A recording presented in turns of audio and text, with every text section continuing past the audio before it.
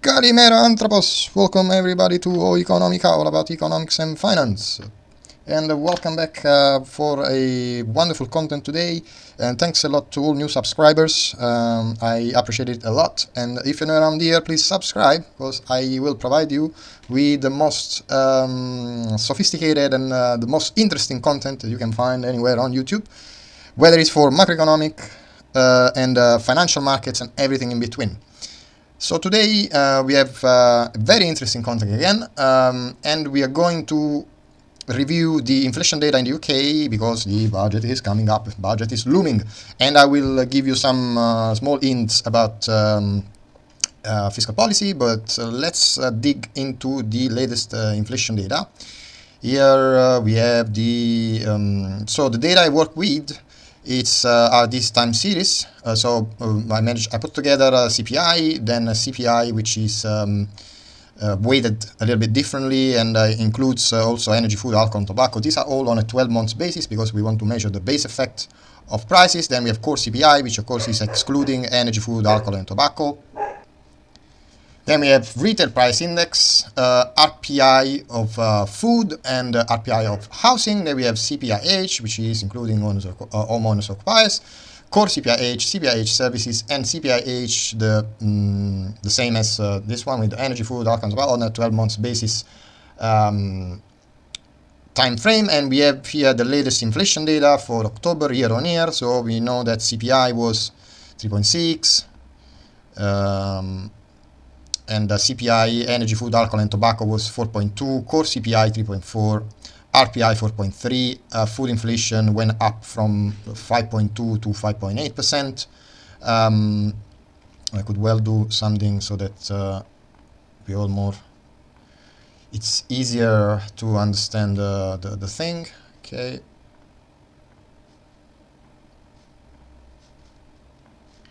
So we can see the columns in percentages, okay, a bit wider, okay, so it's easier to understand. Yes, so RPI, it has increased from 5.2 to 5.8, probably approaching seasonality. There's a seasonality effect in this measure because it's approaching the last 3 months, last quarter of the year, and then there is the Christmas shopping, etc., etc. RPI housing is 4.6. That's been on a steady declining path.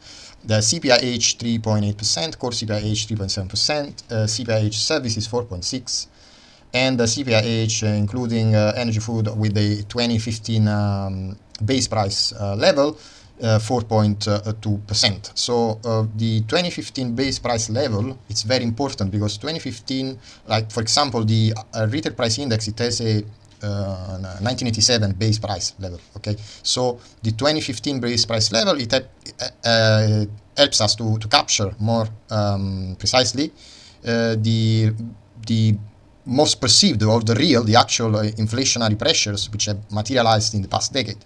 So it's a more recent base effect. So the measures established by the ONS, it takes 2015 base price level as a reference, and so we see that CPI and CPIH, they are at 4.2%.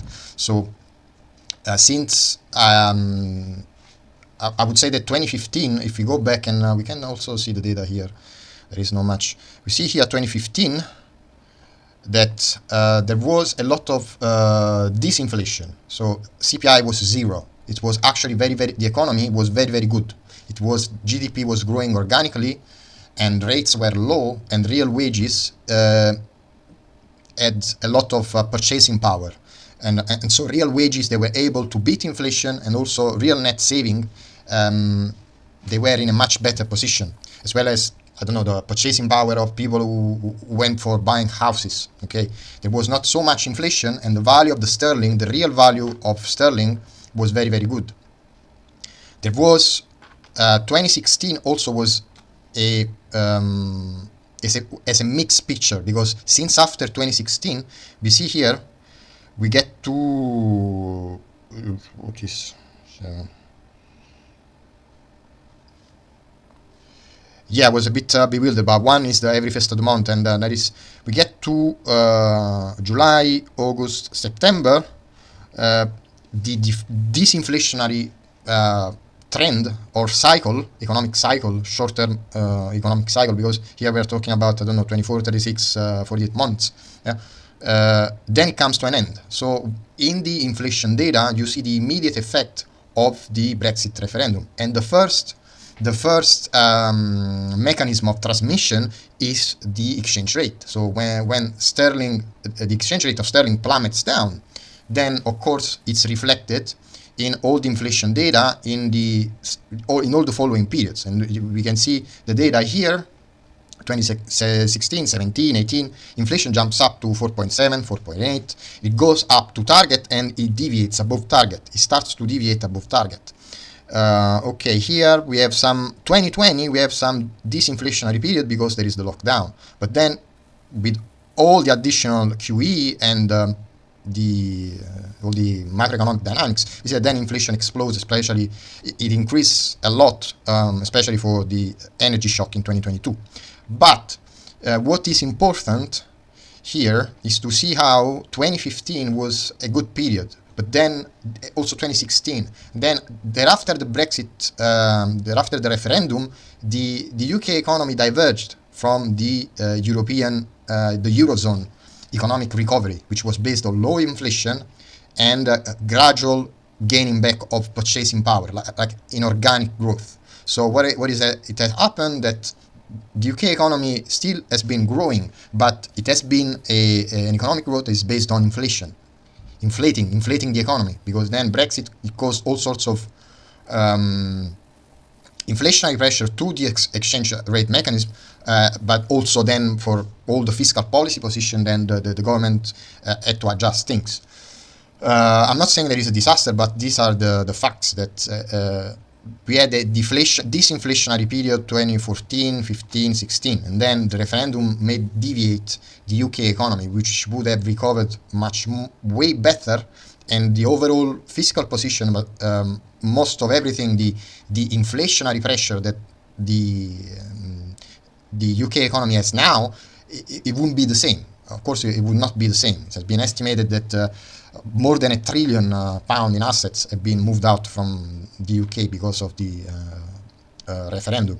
And I would not say that before there was no inflation. There was inflation as well. But what we can observe, and this is a warning, not a warning, but an explanation, is that what I have been observing very consistently is that, for example, in a period of 2008, 2009, 2007, CPI, let's take 2008, okay, the year of the full financial crisis. You would expect that in a financial crisis, prices collapse. Instead, you have an inflationary shock, which is driven by the highly inflated asset prices. So every time there is a high inflationary period, then these are also the characteristic features of a probable financial asset bubble. Okay, because all textbook, all economic commentators will tell you, okay, there is an economic recession now, prices are going to plummet. That is actually not how it works. You have an inflationary shock into the economy, which eventually is very much linked to the financial asset bubble. And so basically ordinary people, they are priced out from everything, from shopping and acquiring financial assets, because they are so overpriced that demand can collapse, can be already very much subdued. You can see, like, such as now, that demand it's not so buoyant as before, and probably the struggling of servicing consumer debt, it's already, and corporate debt, it's already well underway. But at the same time, you can have high inflation, persistent and high inflation, which deviates a lot from the fundamental 2% target, okay, which is unachievable. That depends from country to country. But in 2008, you would expect negative inflation print. No, you have a recession. What leads into the recession is a huge deviation of prices from price stability. And the financial asset bubble and the inflation into the economy, they are intertwined, they are interlinked. So when you have the popping of the bubble in 2008, you have very high rates of inflation, and only after the shock propagates through the economy, you have here, like in the back half of 2009, you have 1.1.5% inflation. Why? Or you have disinflationary in this kind of, or RPI. It's very visible here. RPI was 4% in January 2008. In November 2008, it was 3%, but it already stepped down from October to November for 4.2 to 3. But then you have, thereafter the bubble pops, you have a freezing in consumer demand. You have a freezing in consumer credit, but these inflationary figures, they are somewhat misleading, because in that kind of real business cycle, you can observe that demand is decreasing. The aggregate demand into the economy is slowing. But because you have a financial asset bubble, which is predicated on inflating financial asset, and on the other side you are inflating debt to finance the asset bubble, then you still have higher prices, because those businesses who are inflating debt, they are forced to keep prices higher to clear their operating costs, the cost of doing business. But underneath, the demand is sluggish, but the business is forced to keep prices higher, even more if demand is sluggish, because they cannot absorb the cost that they have from the inflated debt under which they have to operate, and some other structural inflationary features which are into the economy. But then you see that here RPI goes negative, because you have the propagation, the freezing of consumer credit, and so you have a disinflationary process in prices, which is RPI. It's the most sensible measure of inflation, or one of the oldest inflation benchmark for what concerns the UK economy. But then you can see that RPI food, okay, it keeps very high, because you have a recession. It causes also a purchasing power problem, because you don't have money to afford food. When credit dries up, then eventually you have a business cycle which starts to default. Okay, so businesses, they go out of business because they default under their inflation, their debt exposure, which are overinflated. They are write off. It's a write off of everything. But the businesses who are into the market, they see that they have more market share because competition is diminishing, and they are able to keep prices high, especially for those things which are very inelastic, like food. You have food substitute products which are substitute, but ordinary people, they cannot go without oxygen, water, bread, and so there is a sort of inelasticity into the demand of basic staples. So RPI food was 10% in 2008, but then slowly the transmission of these inflationary food prices was slower, and it reflected the fact that the basic staple aggregate demand still is there into the economy. So, and here RPI housing, it goes totally negative. It's minus 10% almost every month of the year. So what that means is that why personally, I don't know, it seems that I focus a lot on inflation. The thing is that the prices, the level of prices into the economy, they are important for the functioning of the economy, and they reflect a lot of things. If resources are allocated properly, if monetary resources are allocated properly, or there is a misallocation of capital. So there is speculation in housing market, there is speculation, there is inflated debt in some parts of financial asset, there is a financial asset bubble. But all in all, what do we have here is that in 2008, inflation was high, CPI was high, well above the 2% Bank of England price stability target, whenever there was a price stability target, but was above 2%, okay? And as well as at that time, before GFC, before the financial crisis, we still, people who worked into financial institutions, they were focusing a lot on the aggregate demand without probably having the empirical tools to understand that aggregate demand will still be there. You can have high inflation and it seems that the economy is fine, while instead you are approaching a tipping point where you have high inflation but aggregate demand, it's sluggish, it's slowing. And so that means that the business cycle is not able to absorb the costs of high inflation and inflated debt, which is linked to financial asset inflation. And then you have a drop all of a sudden. Everything falls down all of a sudden.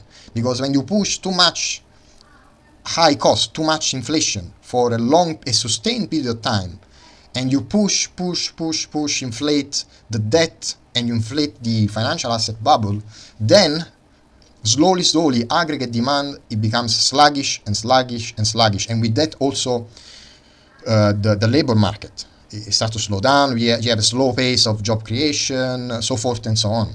While it seems that the economy is fine, it's like a bump in the road, or it's a temporary slowdown. It's not temporary. Inflation is not a temporary phenomenon. Because inflation, it has cycles which are 36 years. I will show you with my data. We saw it the other time.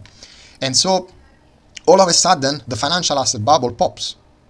And you say, oh, why? If before the concept or the prejudgment or the preconception, okay, that if you have deflation, if you have negative prices, if you have disinflation, you are going into recession. It's wrong.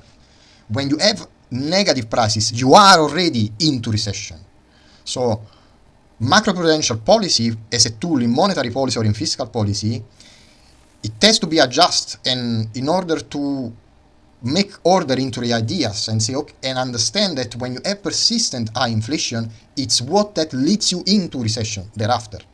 So that's why price stability, it has to be tackled before. Otherwise, the posterior probability distribution of the effects that propagate into the economy, they are likely to be recessive.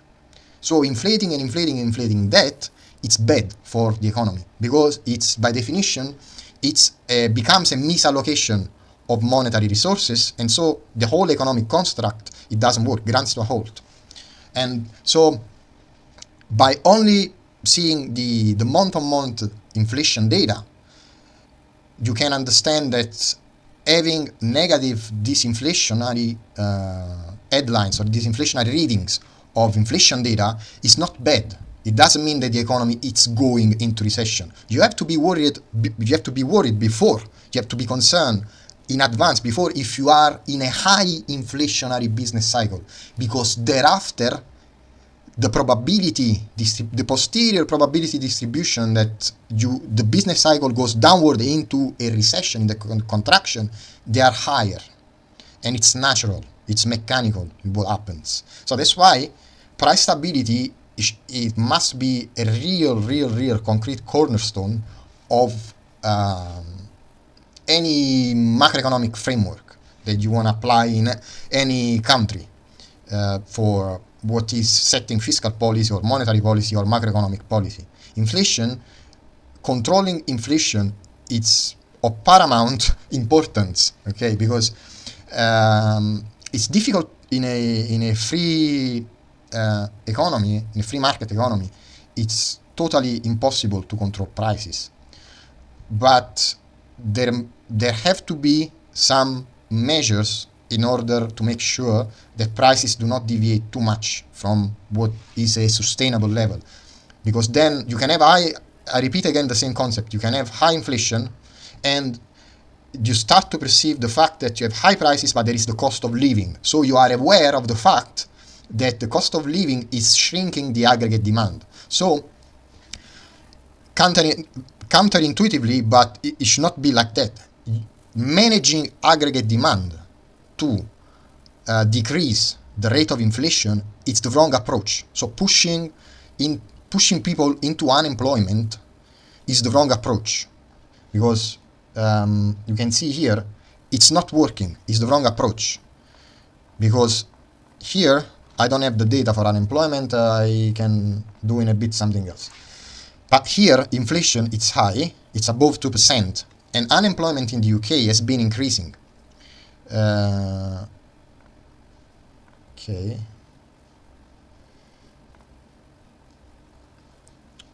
So, managing demand is not, it does not help you out in managing inflation. This should be an assumption, very natural assumption to start with. I'm sorry because I'm trying to take UK unemployment. Okay, so you can try to. Okay, 2016 max. I'm not allowed to have max. Okay, no problem. Anyway, so let's have a wider range. Here we have 5%. Although unemployment is 5.2%, it's already above 5% for certain measures. So at the same time, you have inflation that it's deviating constantly above the 2% target. And whether it's the Bank of England or it's the fiscal policy, they have not been able, at least in the past 30 plus years, to keep inflation at 2%. So the main the main fact of life is that if you try to manage the employment level or the unemployment rate, so you try to manage aggregate demand into the economy to control prices, you take the wrong approach. And it's very simple to understand. There is another another matter of life that if we take, the main largest cities in the UK, it can be London or it can be, Manchester, Liverpool, or Glasgow, Edinburgh. There is a flux of tourists, millions and millions of people, they visit the UK every year. So that is aggregate demand that comes from outside. Okay, I hope you are not going to have any reactionary racist argument against tourists. I hope you are not so little minded. But anyway, you have millions of people who bring aggregate demand into the economy because of the tourist industry, which is, I would argue, it's a gift from heaven, because aggregate demand in the UK is very, very sluggish for people who live there because there is the cost of living. Okay, so aggregate demand from abroad can substitute the domestic aggregate demand. So if you push people into unemployment, you will never, ever, ever achieve lower inflation. You will only procyclically do what inflation, the high cost of business, is pushing you to do, hence to cause a recession without achieving anything, basically. And it goes back to 2008. 2008, because it's a period which I can relate to in terms of economic terms. We can take example from other previous periods, but I don't know enough. Here in 2008 we have high inflation, and so if you are managing it shows empirically as a past event. If you try to manage aggregate demand during this period, you won't achieve anything in dampening, in controlling inflation. You won't achieve anything. What you achieve is basically that thereafter you have a recession, because the more people they are unemployed, the more the default cycle of servicing consumer debt, it expands, and then the whole debt inflation bubble pops up, together with the financial asset bubble. And I would argue that in this moment in time, we have a financial asset bubble which is driven by what? By capex expenditure. That means capex expenditure. It's the funding of the artificial intelligence bubble by some companies which are raising up a lot of corporate debt, and they are financing this thing just to prop up the Nvidia stock price. But then what happens is that all the now I'm diverging, but all the money that is presumed to go into those stocks that count on future revenues that come from the AI investment, it's very volatile because it's all based on debt financing. So whenever this debt bubble pops, then everything pops. The same as other financial speculative assets. But we can see that we have still we have high inflation, at least in the UK. So artificial intelligence has not been producing any aggregate supply improvements, although because it's a new thing. So there is no large-scale usage into the economy, so we cannot analyze the empirical data of improvements through AI. Because if you go into Greg's and you want a sausage roll and a bottle of orange juice and a packet of crisps, there is no AI involved. I mean, the shop goes on the same as before. That's why it's a dangerous asset bubble, because there is all this build-up of these things which I don't see how they will transform every aspect of society and the economy. So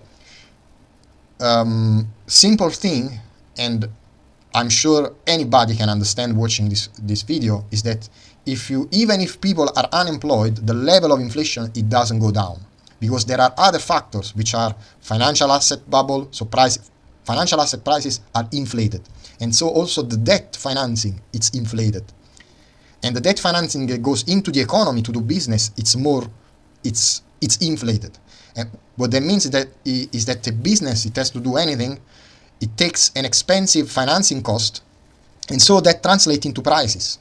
And there are other factors: the cost of employment, the cost of supply chains due to Brexit, and all those things accumulated together, they are a structural inflationary problem for the economy which to work. So there can be sluggish demand. You can have a cost of living, people will consume less, but you have a substitute effect, which is the aggregate demand that comes from tourism.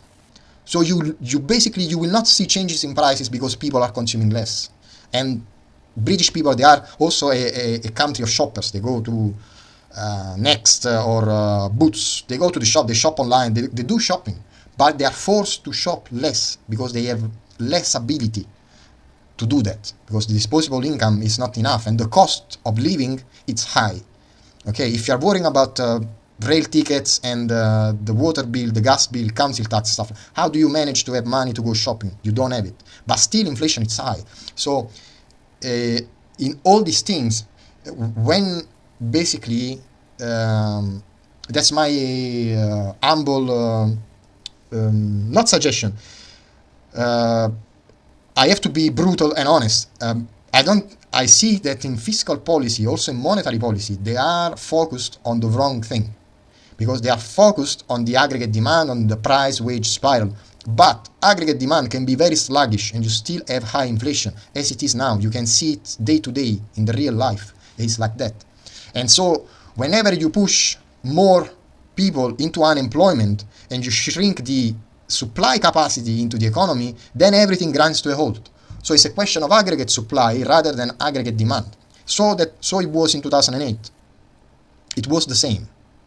So what I'm saying is that anyone, whether it's the Eurozone or the Federal Reserve, the Treasury, the Australian economy, which inflation is going up again, all the major advanced economy, G10 economy, you have to be very, very careful when you have high inflation. You don't have to be concerned about disinflationary periods. You have to be concerned about high inflationary periods, because when you have persistent high inflation, those are precondition for a recession thereafter.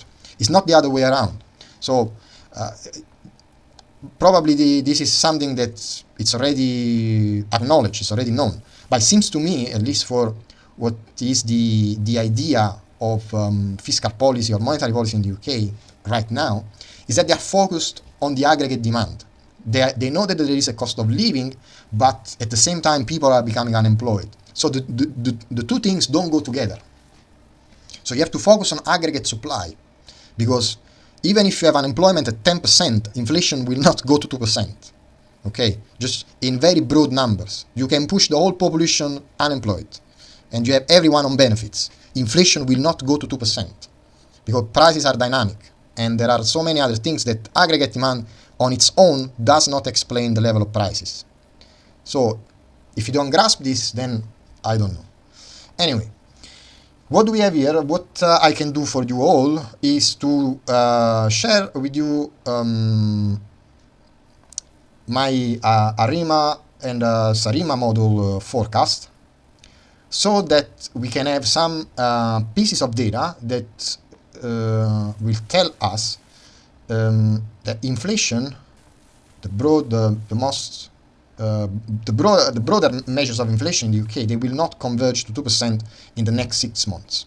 So if I have this data, it will tell me, just only with the autoregressive integrated moving average model, the ARIMA or the SARIMAX model, okay?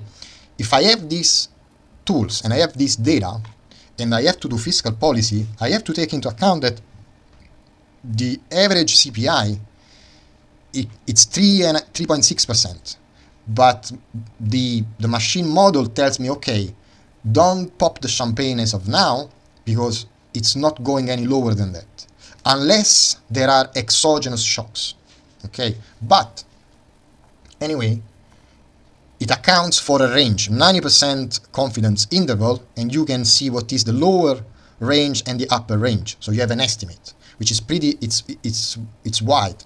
But for each and every model that I implemented with the same quality of data, I do not see the broader measures of inflation converging to 2% in the next 6 months.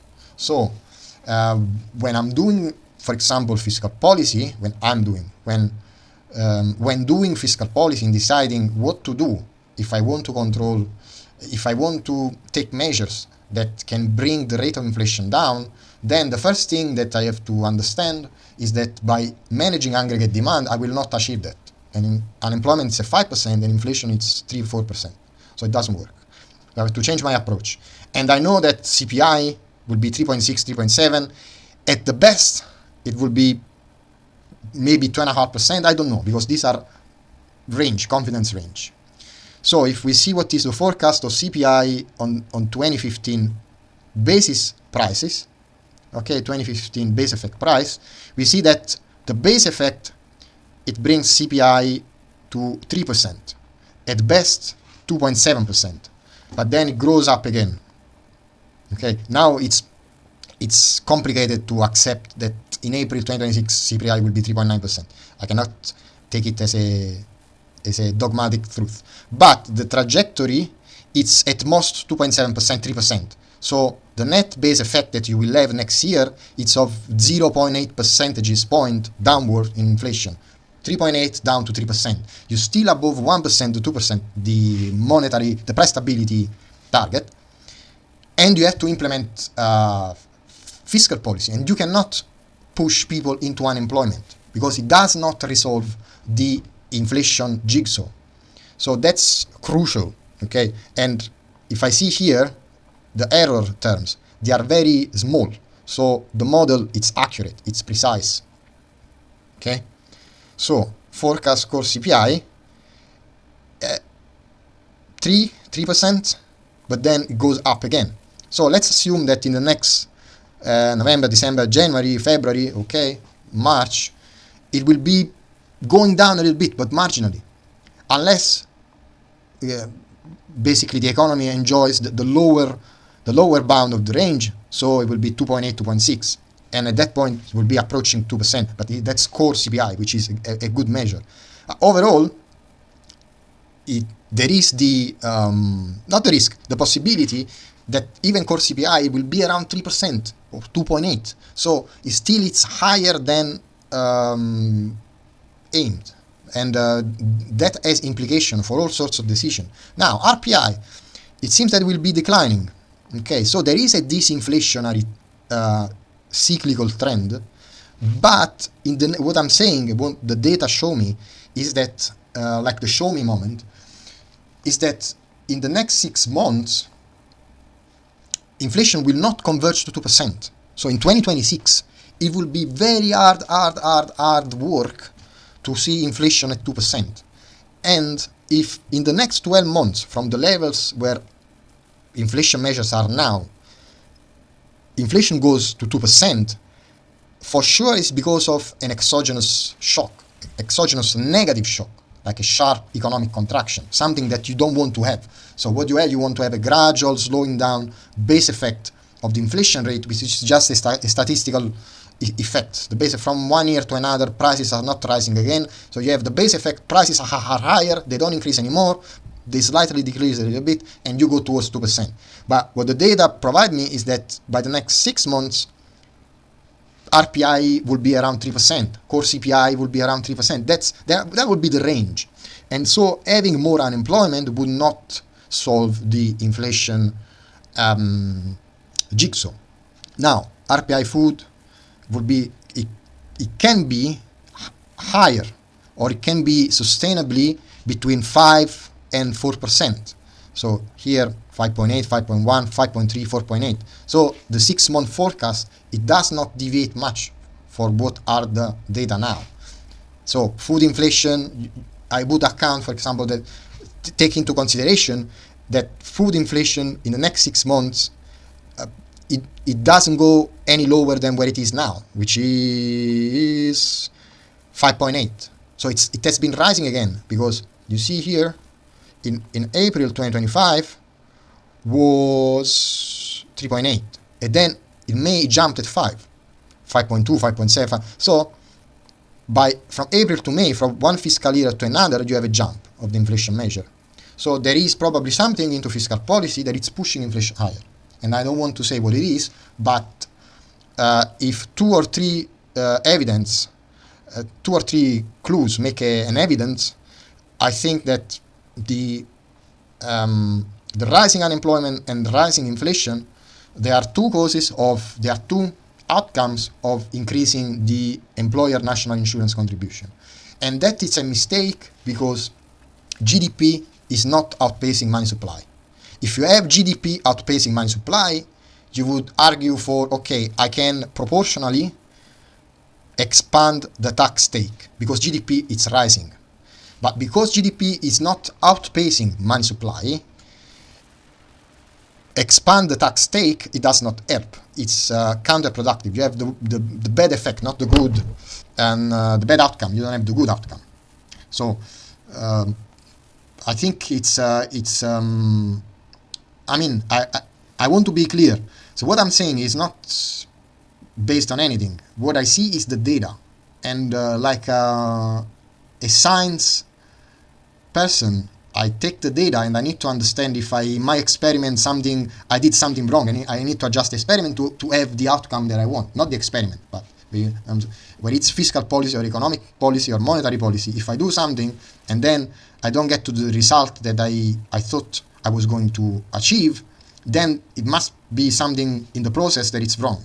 Okay, it's like doing arithmetic. Okay, if I do some plus or minus, or I use the wrong integration, or I do the wrong derivative, then the final result is wrong. So it's the same. If I see that unemployment is high and inflation is high, that means that if I'm jacking up the cost of employing people, which is it's a hateful tax. It's really it's not a pleasant thing, because any ordinary person in Britain, they want to go to work. So when they see that actively the people who establish fiscal policy, they create obstacles for people to go into employment, and so to better their lives, then of course they're gonna start to be very angry. But setting aside what is the emotional reaction, if I see the data, I think that the policy is wrong. Empirically, it's wrong. It's evident that it's wrong in the numbers, in the data. In the data and in the real economy, the policy is wrong. So that it's so simple what I'm arguing. That empirically, the policy is wrong. And I have done my own research. And I will show you in the next couple of weeks how I brought together income tax, national insurance with the ONS data, and also managed to replicate a different funding method for NHS. That is all stuff that I done on my own, and it by no means is not perfect, but the theoretical argument that you can bring together national insurance into income tax, it can be done, as long as you have a more progressive income tax brackets levels. because another problem of the income tax structure part of the UK tax system is that there are not enough bands. There is only from 0 to 12, 13,000, and then from 12 to 40,000, let's say like that, and then from 40, 50,000 upwards. There are only two or three thresholds of income tax. And that is totally wrong, because a whole bunch of millions and millions of people, they jump from a threshold to another without having a step-by-step, okay? You marginally can pay a bit more of income tax because you are going to a larger annual income. So that's another problem. So what the UK requires is larger changes. That's my own empirical finding. So, and I am a nobody. I am totally a nobody, an unknown nobody. So that was for RPI. We can see implementing more ARIMA models, how the forecast comes out, and it's not much different. So CPI in the next 6 months is projected 3.6, 3.3, 3.4, 3.2. So mechanically it will be around 3.6, 3.5%, 3.2% if it's good. So CPI is the broader measure of inflation, okay? And 3.2% still it's higher. So I would not assume, in a macroeconomic framework for 2026, I would not assume that inflation will be at 2% in the UK. It can be, but I don't know, I cannot know for sure for which reasons, okay, if it converges to 2% in the next 12 months.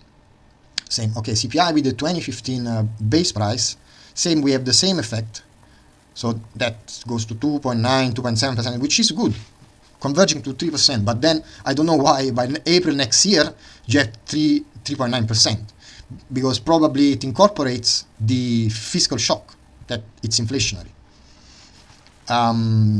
Core CPI, yeah, 3.5 down to 3.2%. So all in all, the base effect change in core CPI will be 0.3%. So not you can count on inflation, disinflationary base effects, but not that much. I mean, not in the scale that you can pop the champagne and celebrate that. Okay, we solved the inflation conundrum and everything is fine. I don't think so. Not because I don't want to, but empirically, RPI, it could be declining to 3.6, 3.7%. That is April. Then thereafter April, I don't know, because it comes into place fiscal policy, and any fiscal policy adjustment then can have exogenous effect on inflation prices. RPI food, I hope that from 5% will go to 3.8%, but still it's 3.84%, so prices will be rising no matter what. And by no means all inflation data, they all have many lags of autocorrelation and also partial autocorrelation, especially autocorrelation. They have many lags. So inflation has a typical feature of having a persistent conditional volatility effect. So once you have an inflationary shock, prices stay there and persistently go. It's not a temporary. In this respect, the Federal Reserve was totally wrong in arguing that inflationary shock are temporary. They were totally wrong, because they thought it was aggregate demand. It's a wall of aggregate demand because we are reopening. It was totally wrong. It's just because they listen to people who speculate in stock market. They say, okay, no, it's just a momentary blip and don't worry. While instead, it's not like this, because prices, they structurally change the pricing level of the business. It's not going to go back. And if they can, they're going to hike prices even more, because then you have greedflation. You have corporates, they want to hoard as much profit as possible when they know that the consumer is flush with cash. So there is no, in this world, there is no such a thing as temporary inflationary pressures. Okay, so the Federal Reserve was wrong, and they have made a lot of effort in controlling inflation. And I don't know how they are doing about that. So RPI housing, it's theoretically on a long disinflationary trend. And here if we have 2023, we can see in the data. RPI housing, okay, can do something. Let me get rid of this 1 second. No, I don't want to get rid of that. So let's see if I can manage to do something on the hoof.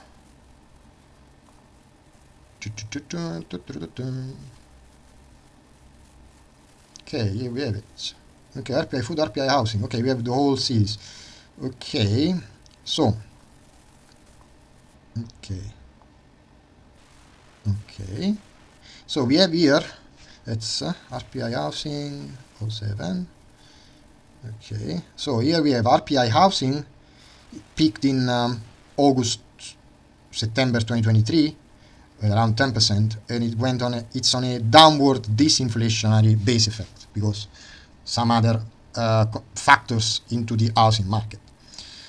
Food, it has crossed above the RPI housing, so it means that there is higher inflation for food than for houses, which is incredible, but it explains the dynamic of the fact that even if unemployment is rising, of course people, they don't have money to buy new houses or to rent any sort of extortionate apartment, but they still need food.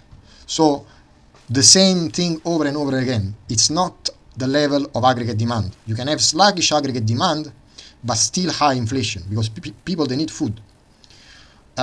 So here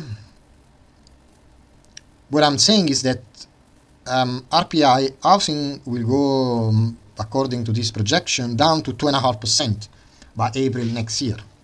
It depends then from fiscal policy, because if there are exogenous shocks that will make more expensive or house prices, then I don't know. I have no idea. But what I was trying to see is how long it has been the disinflationary period, and it started in August, September 2023. Prices, the index start to go down, and it's projected to go towards 2.5% or 3 or 2.5%. So more disinflationary pressure for disinflationary dynamics for RPI housing can be reasonably expected, excluding any other exogenous factor. But it's important to see that you can have, like OH dynamics, you can have housing prices going down, still food it's up, and you have sluggish demand. And so you have high inflation, but then what happens thereafter is not what you are aiming for. So everywhere, like Eurozone, United States, Canada, there is reason to be very careful here. See what is the ginormous autocorrelation also here for CPIH. Let's see what RPI housing, yeah, it has some 9-10 lags of autocorrelation, so prices there. And another thing that okay, we can see what. So what did I know? What did I see is that the housing cycle, it has gone back in line with the inflationary cycle. So if I can find the chart, that would be very, very useful. So these are the statistical measure.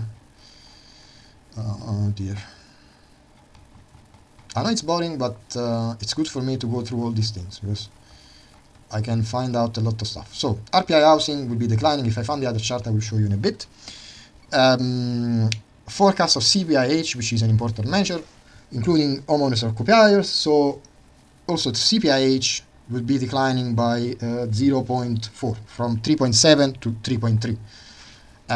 So the marginal effect of RPI housing declining, it's marginal into the broader CPIH measure of only 0.4%. Core CPIH forecast, core CPIH 3% in the next 6 months.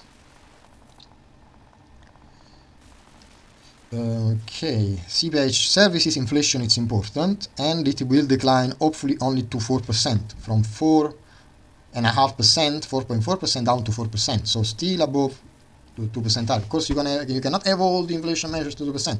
That means that there are inflationary costs into the economy. CPIH with the 2015 price base, you The dynamic here is very interesting because it will converge to 3%, hopefully 2.7, and then it will be hovering around 3.3%. Not sure for certain, but I could reasonably expect that the inflation data for November, December, January, or February, hopefully, fingers crossed, will see a slightly, step-by-step decreasing inflation rates. But the whole takeaway is that by no means, even within the next 6 months, inflation will be at 2%. It will be already at 3% or above 3%. In the lower, let's say between 3 and 3.5%, which is not 2% by any means.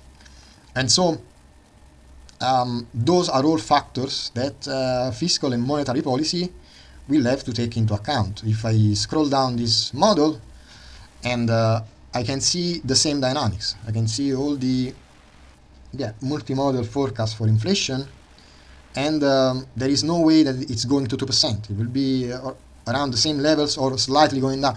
This is interesting because it has a nudging down all of a sudden, which I don't know how can be minus 3% in April unless they know there is a recession coming. But anyway, all the forecasts, they are all consistent around the same levels. A marginal decrease in the rate of inflation whenever it's RPI 4.2 to 3.8. RPI food will be very sticky and at high levels. RPI housing will be decreasing probably the most, a little bit, or around 4%. These are not all precise at all. They are not all the same. But repeating over and over again, what do I see? That all the models in core CPI, they have a declining trend and then an upward trend again. So core CPI is probably the inflation basket, which is the most exposed to fiscal policy or to exogenous shocks. So the broader takeaway is that UK inflation will gradually decrease slowly, step by step in the coming 6 months, but it will not converge to 2%. It will be in a range between 3.5%. It depends on which measure you are observing or things like that. Now, we could go through the conditional volatility models, but I don't think it's useful at this point in time. What do we have here? Okay, that's what I was looking for. If you see here, this huge line, which has very wild swings up and down, is the RPI housing. And what you can see here, that RPI housing after the 07-09 financial crisis, then you see that the line, it goes together with more or less, it follows, it tracks, it swings with the other inflation baskets. So it means that the RPI housing was, the business cycle, it had very wild swings in the 1980s, in the 1990s, and in the early 2000s.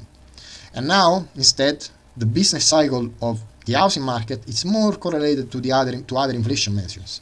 You tell me it's good or bad, I don't really know, but what I can assume is that financial asset bubble now, after the 07-09, is probably more intertwined and more interlinked with inflation into the economy than it was before.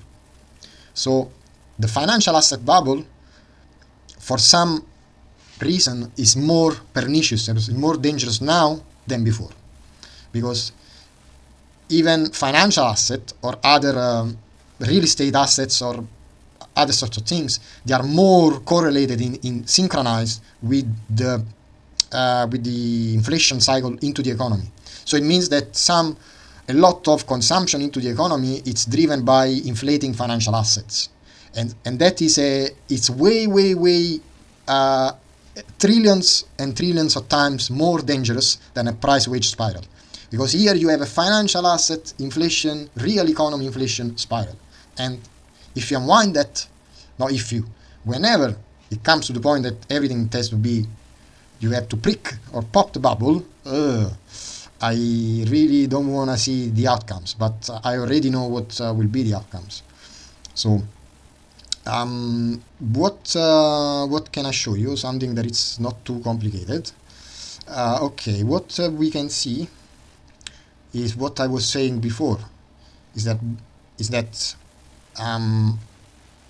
for myself, I have created a tool, a calculus tool, which is a macroprudential tool that has a predictive ability in understanding what are the cycles, the long-term cycles in any series of data. So if we see here, there are also the Excel pages. Inflation is not a temporary thing. Like CPIH, while using 6 harmonics, etc., the most dominant period is 35.7 years. So the longest inflationary cycle, it takes a generation, 35 years. So inflation is not total period, sorry, dominant period, I made a mistake, 18 years. Okay, so the old data that we have are 35.7 years, and in this time span, the dominant period, it's 18 years. Okay, so of course, if we see here the different harmonics, they have a different amplitude. Okay, if we have the AK and BK,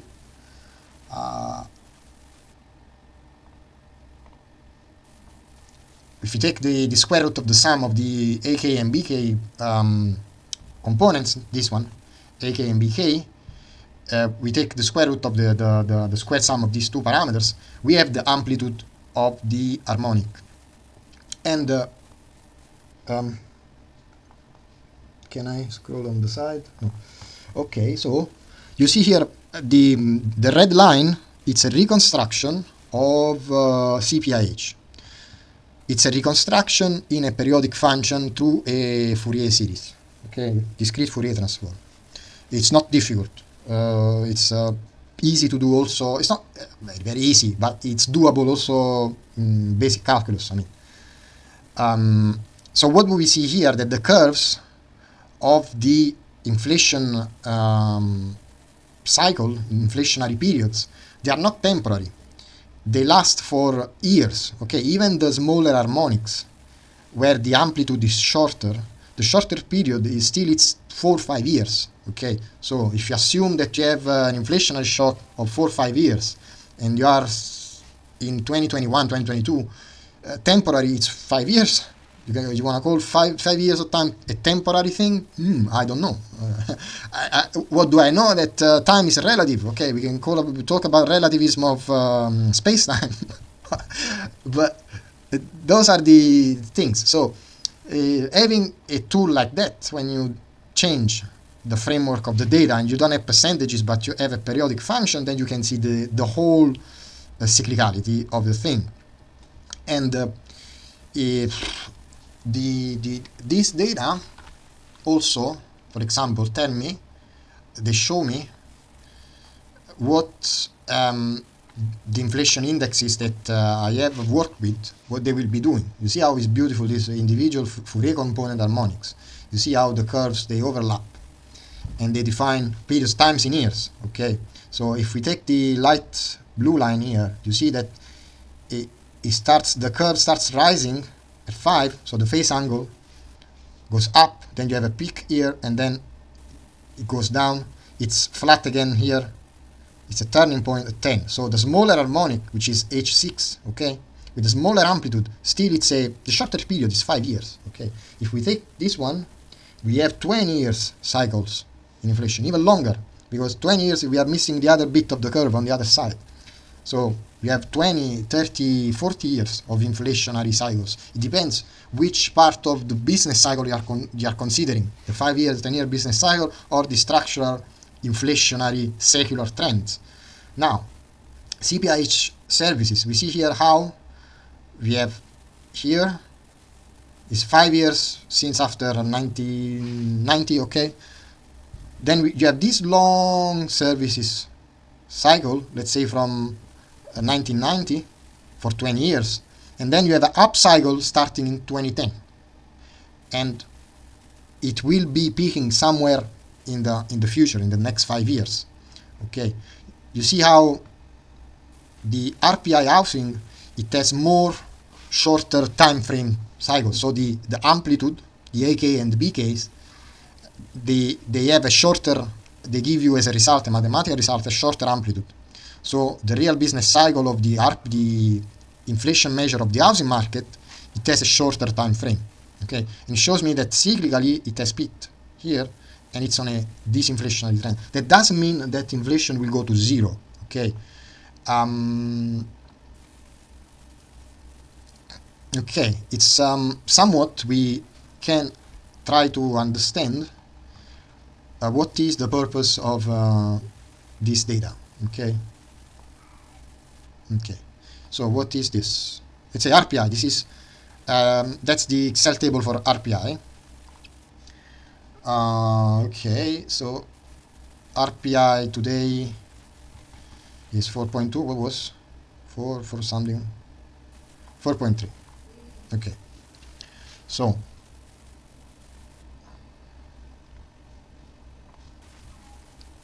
bear with me because I'm trying to.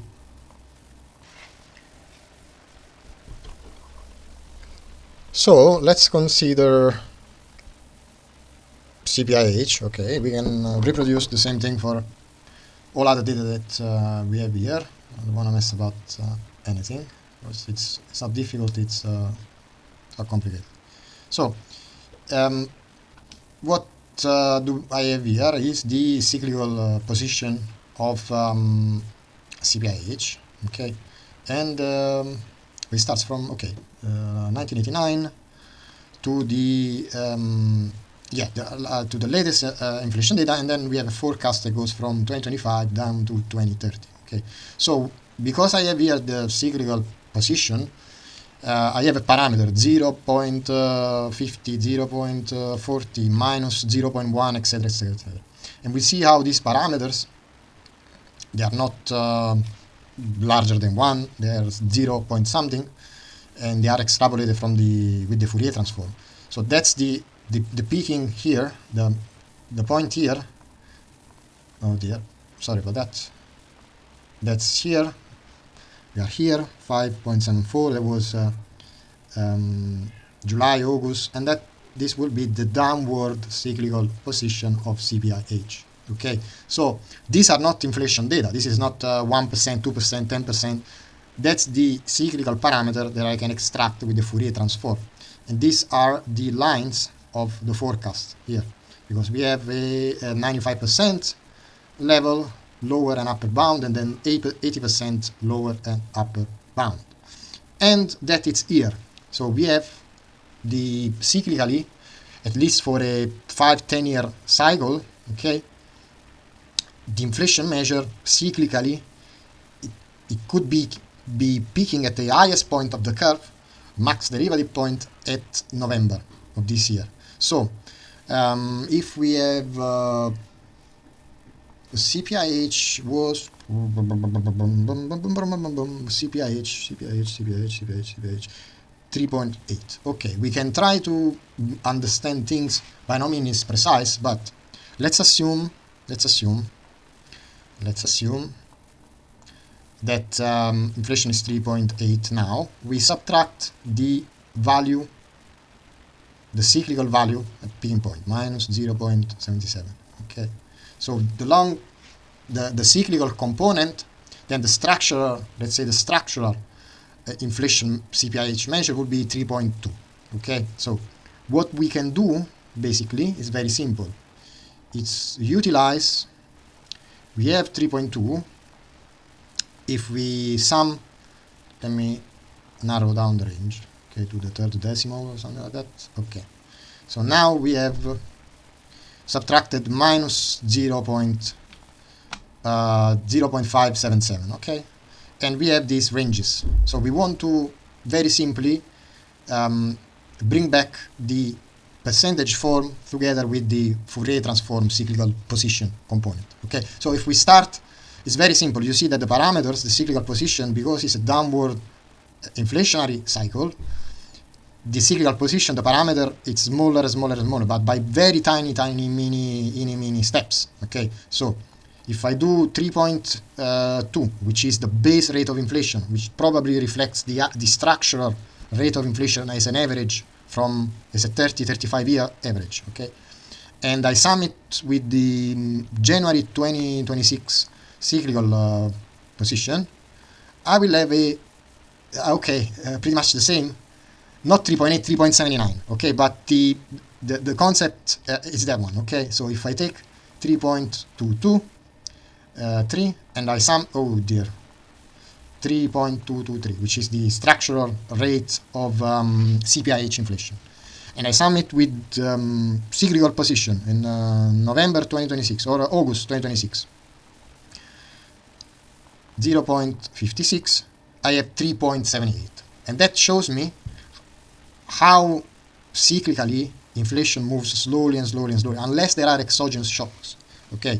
And that shows me how can I use these parameters to assess, to have a predictive tool of the cyclical component of inflation with its structure, long-term structural components, okay. So now if I take the lower estimate of 95% confidence interval, we start from 3.2% structural CPIH inflation rate, which is an average of the past 30 plus years of inflation.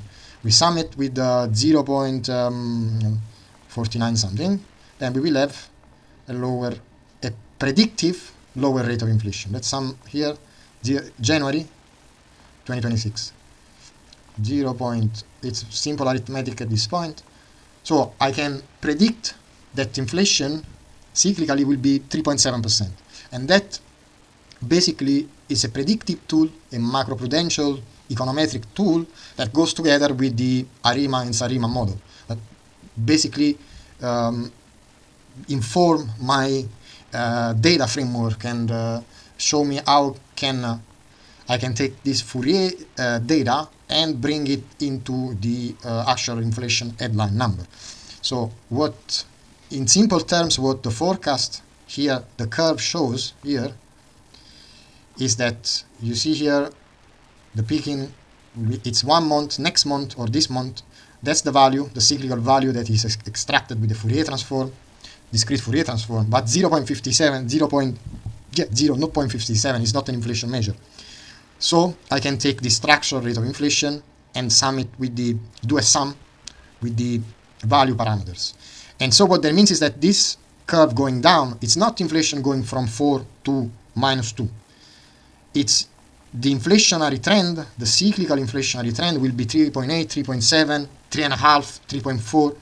There can be jumps, but what we see here is the curve, okay, is the periodical sine and cosine function that reconstruct, which encompass the whole series of inflation data that we have. So the gradual cyclical downward trend of inflation. But considering that CPIH today it's 3.8, it will not go to -0 point something. What that means is that the cyclical component slowly describe the slow downward slope of inflation. And we can use this data, at which point of the cycle is the inflation amplitude wave or curve. Okay, so let's do some other simple arithmetic because it's early morning. I cannot do Fourier calculus because I'm not an expert in that, but I'm still learning. I can do Fourier calculus, but it's not that easy. Anyway, and it's not the point here. If I use what it tells me, like January 2027, 0.46, the lowest estimate, it's 3.68. So of course the inflationary trend, the disinflationary trend, hopefully is not going to be so slow. But anyway, nevertheless, inflation it's going down, it's decreasing, but not that drastically, unless there are exogenous shocks. And these are 5 years horizon. Okay, so if I place some weight, empirical weight or importance as a data that informs the macroeconomic framework I want to work with in the next 5 years, what do I know is that inflation will not all of a sudden fall to 2% or to minus something. What do I know is that cyclically inflation, it has a long trend, 5, 10 years, 18 years, 37 years. And when when the economy gets into an inflationary shock, I have a long wave up, long cycle up, long wave up of inflationary pressure, and to come back down to levels close to 2%, it takes years eventually in certain circumstances, not in all cases. Okay, here the end thing, comparative table. So the dominant harmonic or the dominant periods in years for CPIH, that's in 18 years, same as CPI and RPI. So they have an 18 years period, which defines a full cycle, up and down, trough to peak and to trough again. It takes 18 years. And while instead CPIH services, it has a 36 years, like some as, the same as core CPI or core CPIH. They have twice the size, the amplitude, because the harmonic is just one harmonic, they're not two harmonics. So services inflation and core inflation, they have a 36 years, while instead the shorter business cycle is RPI housing. And we saw that in the same with the other chart before. So inflationary, the inflation business cycle, it's a long cycle, it takes many years. There are structural features and there are some other cyclical component which can be longer or shorter. So there are cycles within cycles, okay? There are smaller, shorter time frame components, but these are shorter in the order of 5 years, 10 years. Those are the shorter periods, vis-a-vis a longer 17 or 36-year horizon. Okay, so the business cycle is very, very long. And if inflation goes from 4 to 0, it means there is a shock. There is an exogenous shock that happens. And so when here we can see another thing. So the orthogonality principle, because the Fourier series, it works with orthogonality. So it means that the dot product is 0. Okay, and then you find the A case and the B case, and you can transform any function into a periodic function that goes from minus pi to pi, which is a series of sines or cosines. That's why there is the Fourier series, then there is the Fourier transform. So the orthogonality, it's almost 0. It's very close to 0. Whenever the data, the percentages data of CPI, RPI, core inflation, they are transformed into sine and cosine functions, the orthogonality data that comes out from the Fourier transform is almost 0. So it means that it's precise. Okay, so there are all sorts of parameters that the larger, of course, the larger is the amplitude, then the wider it's the dominant period in years. And we've seen that we are ranging from something between 18 and 36 years for inflation cycles. Okay, so minimum period 6 years, max 36. Period range 30 year as a average. Now all these data were the phase angle, so we can reconstruct the phase angle probably into Cartesian terms. Pretty sure that we reconstruct it into Cartesian terms. If we transform the decimals into fractions, then we are able to go from the phase angle to the Cartesian, from radians to Cartesian terms. So these are all complicated things that, not complicated, basic trigonometry that I will be working with, like SOHCAHTOA or stuff like that. What was important to me to clarify is that this inflationary trend, would be very slow moving. So that slowly, the cyclicality of inflation will decrease slowly because of structural, secular components in the business cycle, okay? Which it has nothing to do with the bicycles. So there's no need to mix apple and pears. So what I can say is that there is all, for me, there is probably only one more thing that I can add. So what we can add quickly, not in a rush, it's something that it's very, very useful, and is called I need FTPL, which is the fiscal I will not write it, I'll just say it, the fiscal theory of the price level. So what that means, it's it's simple, but it's important. It means that the real value of government debt, it has to be equal to the future primary surpluses of or deficits, and so that the price level, inflation, inflation, but fiscal policy, it's a determinant factor also for price levels. In what sense?